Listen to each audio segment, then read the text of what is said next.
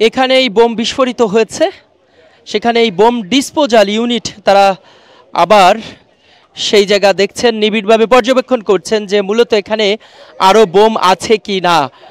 এটি জেনেভা ক্যাম্পের দৃশ্য। আজকেও বোমা বিস্ফোরিত হয়েছে সকাল 10টায়, যেখানে 3জন ক্লিনার এখানে আহত হয়েছে এবং তাদেরকে সোহরাওয়ার্দী মেডিকেলে নিয়ে যাওয়া হয়েছে। আমি যে ময়লার ভাগাড়ের সামনে দাঁড়িয়ে রয়েছি, এখানেই সকাল 10:30 নাগাদ বোম বিস্ফোরিত হয়েছে। মূলত সিটি কর্পোরেশনের কর্মরত যারা ক্লিনার রয়েছেন, যারা পরিষ্কার করেন, তারা এই ময়লা তোলার সময় এই বোম্বিং হয় এবং ব্লাস্ট হয়। 3জন আহত হয়েছে বলে এখানে প্রত্যক্ষদর্শী যারা রয়েছেন তারা বলছেন এবং তাদেরকে ইমার্জেন্সি বিভাগেও নিয়ে যাওয়া হয়েছে। কালের কণ্ঠ থেকে আপনাদের সাথে যুক্ত রয়েছি। এখানে আমরা দেখতে পাচ্ছি যারা বোম ডিসপোজাল ইউনিট রয়েছেন তারা এখানে এসেছেন এবং সকাল থেকেই তারা নিবিড়ভাবে পর্যবেক্ষণ করছেন এখানে কোনো বিস্ফোরক জাতীয় কোনো এখনো রয়েছে কিনা, এবং পাশাপাশি আমরা দেখতে পাচ্ছি যে এখানে পরিষ্কার করা হয়েছে এবং বোম ডিসপোজাল ইউনিটের যারা সদস্য রয়েছেন তারা এসেছেন এবং আপনারা নিশ্চয়ই দেখতে পাচ্ছেন নিরাপদ একটি দূরত্ব থেকে তারা তাদের যে কার্যক্রম সেটি পরিচালনা করছেন। কালের কণ্ঠ থেকে আপনাদের সাথে যুক্ত রয়েছে আমি ইকলাসুর রহমান। আপনারা নিশ্চয়ই দেখতে পাচ্ছেন, আপনারা জানেন যে এই যে জেনেভা ক্যাম্প রয়েছে, সরকার পতনের পর এখানে আমরা দেখেছি একটি অস্থিরতা বিরাজ রয়েছে।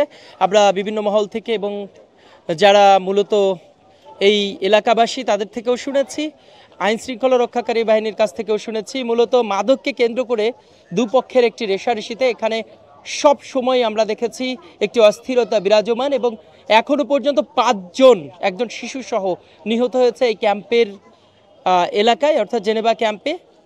এই মাদককে কেন্দ্র করে, এই ব্যবসাকে কেন্দ্র করে এখানে সাধারণ মানুষ যারা রয়েছে তারাও জীবনের ঝুঁকি নিয়ে বসবাস করছে এক পর্যায়ে এবং তারাও এর সুরাহা চান। তবে আজকের ঘটনাটি একটু ভিন্ন, অর্থাৎ আপনারা নিশ্চয়ই জানেন যে বাংলাদেশ সেনাবাহিনী তারা প্রতি মুহূর্তে এই জেনেভা ক্যাম্পে অবস্থান গ্রহণ করেন এবং অভিযান পরিচালনা করেন এবং যে কারণেই যাদের কাছে বিস্ফোরক জাতীয় ছিল তারা এখানে লুকিয়ে রেখেছে, এমনটি বলছেন, এখানে লুকিয়ে রেখেছে। পরবর্তীতে যখন সিটি কর্পোরেশনের লোকজন আসেন পরিষ্কার করার জন্য তখনই এই বোমা বিস্ফোরিত হয়েছে। পরবর্তীতে আমরা দেখেছি এই খবর পেয়ে বোম ডিসপোজাল ইউনিট তারা এখানে এসেছে, যদিও এখানে অসংখ্য মানুষের ভিড় আমরা দেখতে পাচ্ছি, উৎসুক মানুষের। এখানে নিরাপদ দূরত্ব বজায় রেখেই বোম ডিসপোজাল ইউনিট তারা তাদের কার্যক্রম পরিচালনা করছেন। এখনো পর্যন্ত বোমের যে চিহ্ন ব্লাস্ট হওয়ার পরে এখনো পাওয়া যায়নি। তবে এখানে প্রত্যক্ষদর্শী যারা রয়েছেন তাদের সাথে একটু কথা বলি, তারা আসলে কি বলছেন। এমনি বমটা ফাটলো ওই সময় আমি দেখছি 10:30টার সময় ঠিক মানে এটা শব্দ পাইছি। 10:30টার দিকে শব্দ পেয়েছে? হ্যাঁ। মানে এটা কাজ করতে আসছিল কারা? এটা তো ময়লা ডাস্টবিনওয়ালা আইছিল, ওরা মানে ময়লা উড়াইতেছিল গাড়িতে, উড়ে ওই যে কুদাল দিয়ে বাড়ি দিতেছে, ওই বাড়িতে আঘাত লাগলো বা ঠাক করে ফুটে। কয়জন ছিল ওরা? ওরা 4 জন ছিল। 4 জনের মধ্যে কয়জন আহত হয়েছে? এটা তো আমি 3 জন ক্ষতি হয়েছে। 9টা বাজে? জি জি 9টা-10টা এরকম হবে। 9টা-10টা বাজে। জি কি জি ঘটনা ঘটছিল এখানে? এটা আমি তো বলতে পারবো না, তবে বিকট একটা শব্দ পেয়েছি এরকম। শব্দ পেয়েছেন? বিকট একটা শব্দ, মানে ভয়ঙ্কর একটা শব্দ পেয়েছি। তারপরে এসে কি দেখলেন? মানে তারপরে এইদিকে আর আসি নাই, তবে বুঝলাম যে কিছু একটা বিস্ফোরণ হয়েছে এরকম আর কি।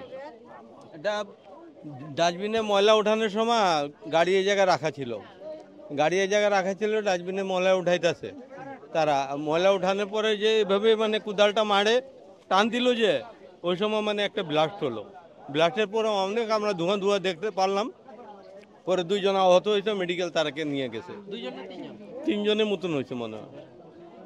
এখানে যারা প্রত্যক্ষদর্শী রয়েছেন তারা মাত্র বলছেন যে 9টা থেকে 10:30টার মধ্যে এই ঘটনা ঘটে। মূলত ক্লিনাররা যখন এখানে পরিষ্কার করতে আসেন সিটি কর্পোরেশনের, তখনই এই ঘটনা ঘটে।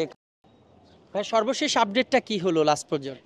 শেষ পর্যন্ত যেটা হচ্ছে যে আমরা এখানে আমাদের যে ডিভাইস ছিল সেটা দিয়ে আমরা চেক করেছি, তো এখানে আর আনএক্সপ্লোডেড কোনো ডিভাইস উপস্থিতি আমরা আর পাইনি। সো আমরা আপাতত জায়গাটাকে সেফ হিসাবে ডিক্লেয়ার করতে পারবো। তাহলে সেই সময় কি সব ব্লাস্ট হয়ে গেছে? আর আমরা ধারণা করতেছি যে ওই সময়ই যে হয়তো সে অনেক জোরে এখানে বাড়ি দিয়ে যেহেতু ময়লা টানে, কাটার মতন একটা ইথা করতে দিয়ে জোরে টান দিয়ে ময়লাগুলো নামাতে হয়, ওই যখন সে ওইটা নামাতে গিয়েছে তখনই আর কি বিস্ফোরণের ঘটনাটা ঘটে গেছে। তো ওই সময় ধারণা করছি যে ওই যা ছিল ওই সময় বিস্ফোরণ হয়ে গেছে, আর অবশিষ্ট কিছু নাই আর কি এখন পর্যন্ত।